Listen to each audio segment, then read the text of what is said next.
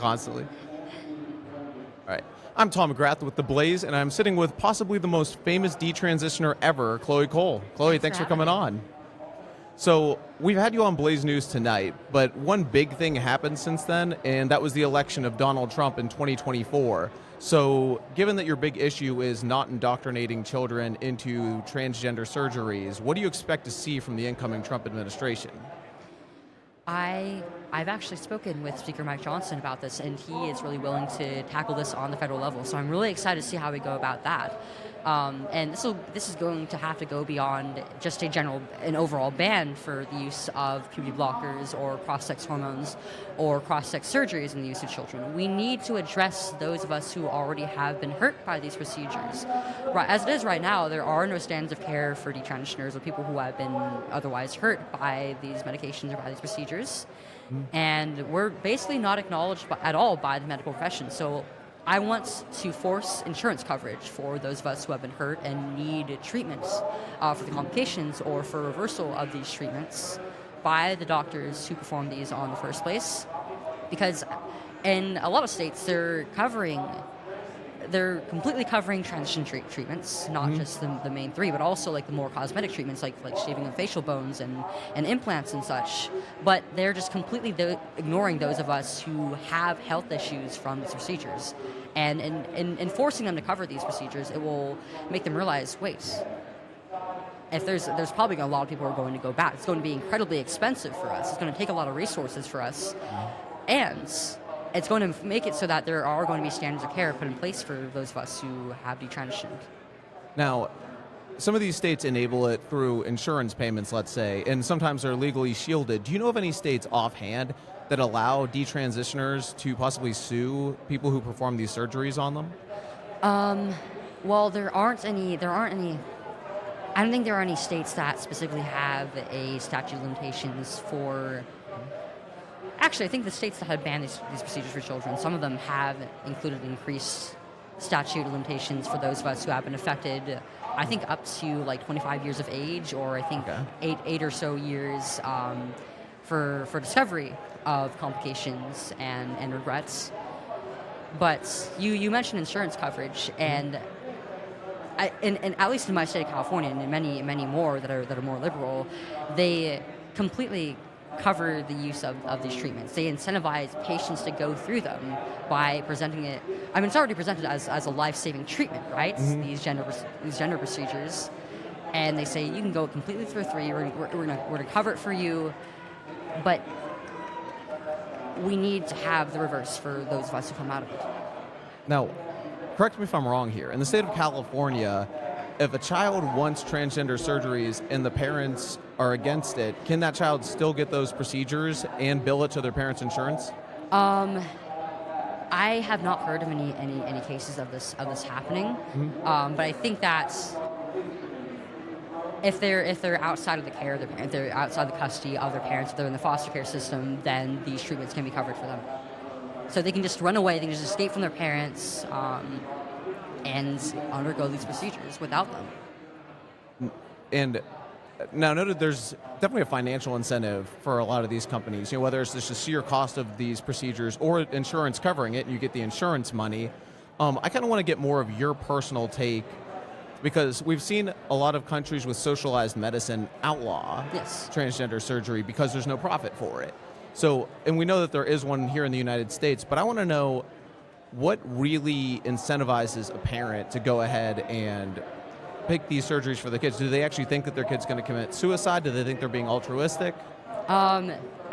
Well, most parents who are dealing with this with their children don't actually want to have these procedures for the children in the first place, and they will push back because they know that their child's not actually transgender. They know that their child is either their daughter or their son. That will never change. But they're being told by these doctors, they're being manipulated into believing that their kid is going to die without this. It's a common tactic for these doctors and for these counselors to talk about the high suicide statistics within the transgender community and then falsely attribute it to either a lack of mentalization or a lack of social acceptance, which to them means not affirming this at every step of the way, not affirming everything that the child wants. And when you're a parent and you're being told by the therapist or the physicians of your child that they're going to die of suicide without these treatments, that it's life or death for your kid, I mean, there's nothing that a mother or a father could fear more. It is complete emotional manipulation. And they're not being, of course, they're not being presented any other options. They're not being told that, like, they're not being told about the high rates of desistance if their child is left unaffirmed and not interfered with medically. They're just being presented as one option. Even though in the past, we used to follow a model for these children that was like more of a wait-and-see approach, where we would not affirm the identity and we just wouldn't interfere at all, and just allow the child to grow up. And most kids naturally would desist by the time they entered adulthood and finished puberty. We're You're not talking allowing these children the opportunity to just grow up anymore. Like a Which is tomboy, let's say. Like let's say a girl who likes to wear her brother's clothes and like play sports. Like Right. you just let them grow out of it. I was definitely a tomboy, and I mean, in some sense, I never really grew out of it. But that doesn't make me a young man. No. What makes me a woman is the way that God determined my biology at conception, and no surgery, no drug is ever going to change that. And I became more and more cognizant of that fact. The further that I went through my transition, I just realized I'm just altering my body to chase a fantasy that will never come true. Now, at what point did you sort of realize that it wasn't going to come true? Like, what was your kind of awakening moment? I think the surgery was probably the biggest turning point in my transition, actually, because it was both emotionally and physically, it was incredibly harsh. It was not easy to recover from. The post-op process was hell.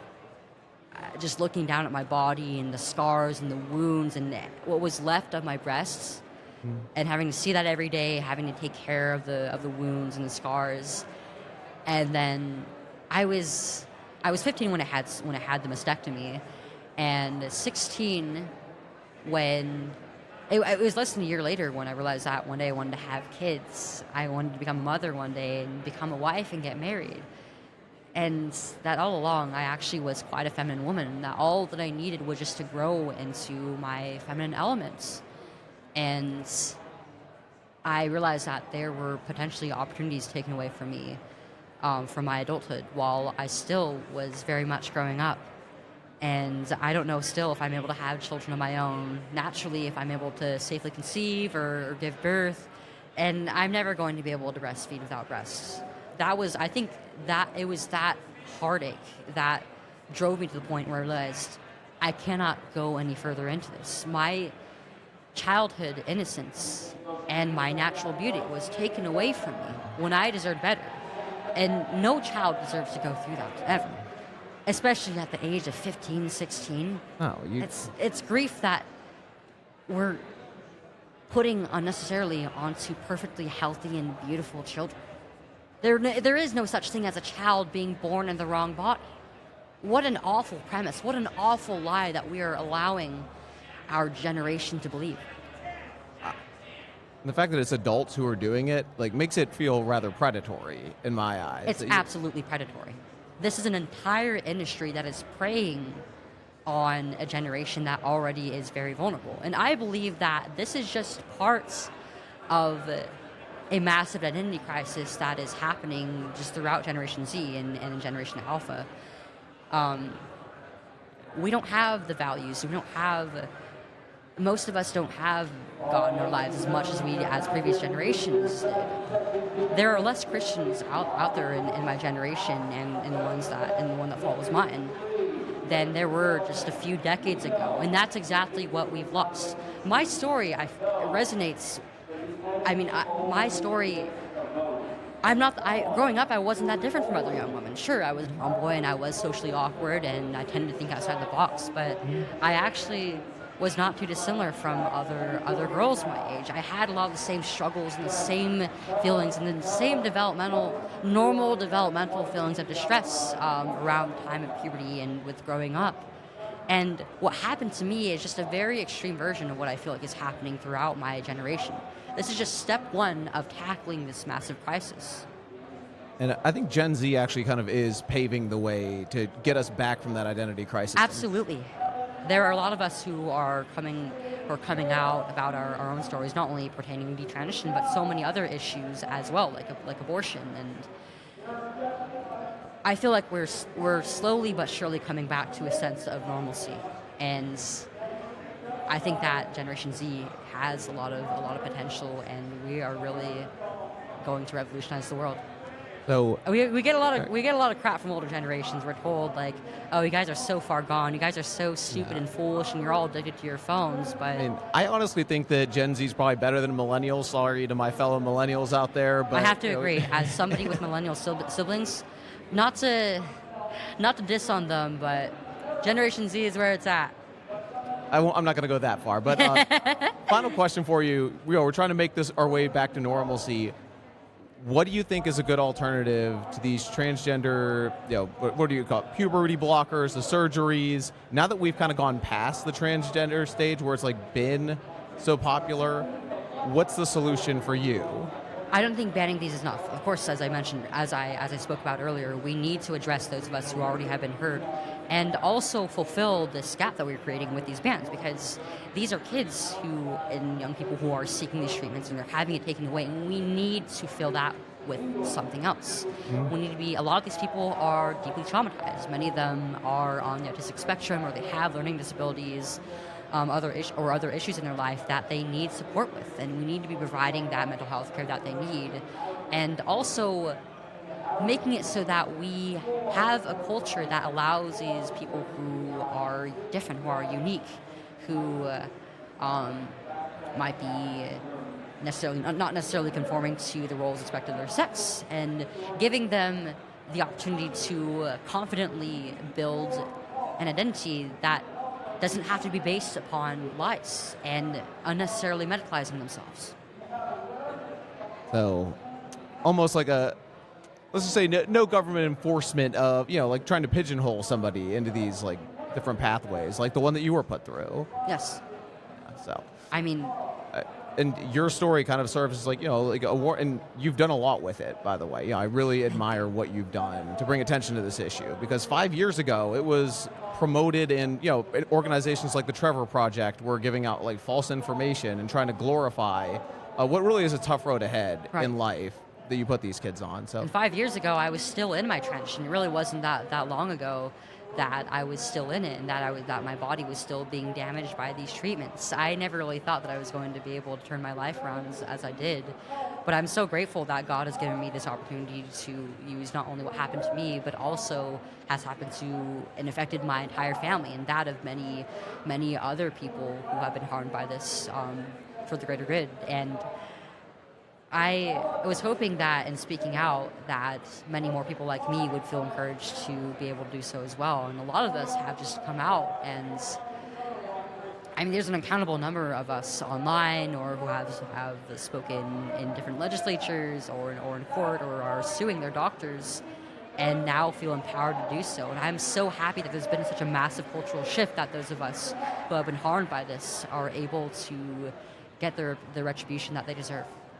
It's really quite beautiful. And in such a short amount of time, all of this has happened.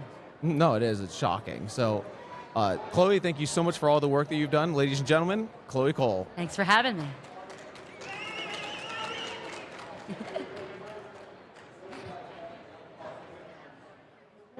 Hey, no, really, thank you for